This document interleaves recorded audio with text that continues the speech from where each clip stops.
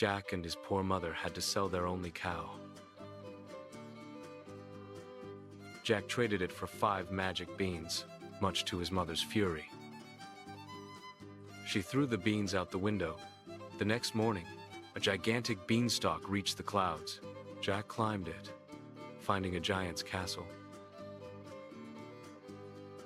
While the giants slept, Jack stole gold coins and scrambled down.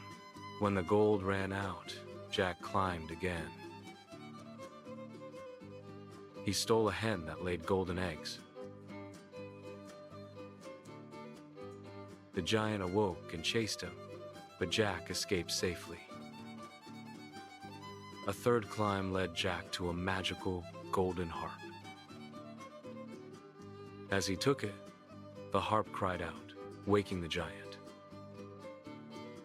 The furious giant chased Jack down.